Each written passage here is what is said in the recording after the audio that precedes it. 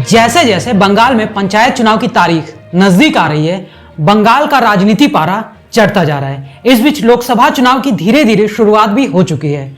बहुत से लोग सोचते हैं कि पंचायत चुनाव लोकसभा चुनाव से पहले का सेमीफाइनल है, क्योंकि उसके बाद बंगाल में कोई बड़ा चुनाव होने वाला नहीं है।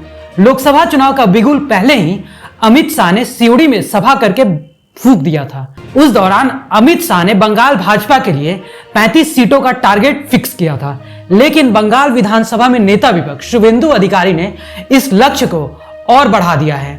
उन्होंने 35 सीट से बढ़ाकर लक्ष्य को 36 सीट कर दिया है।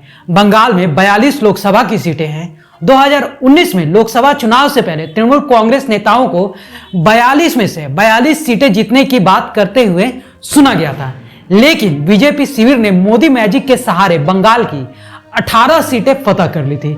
अब शुभेंदु ने 18 से 36 करने का आह्वान किया है। एक तरफ विपक्ष केंद्र की सत्ता से बेदखल करने के लिए बीजेपी के खिलाफ रणनीति बना रहा है। केंद्र में भाजपा सरकार के खिलाफ लड़ाई में मुख्यमंत्री ममता बनर्जी राष्ट्रीय राजनीति में सबसे महत्वपूर्ण चेहरों में से एक हो चली है।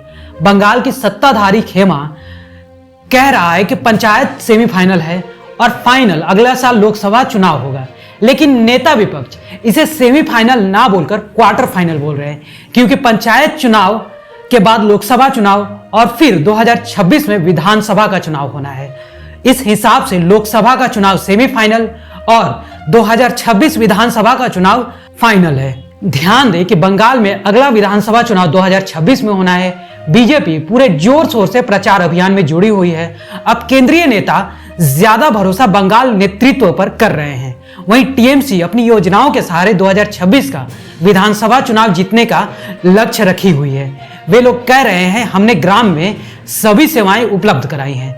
अब 11 जुलाई के पंचायत चुनाव के नतीजे जब आएंगे, उसके बाद ही बीजेपी के 36 और टीएमसी के 2026 में वापसी का भविष्य तय करेगी।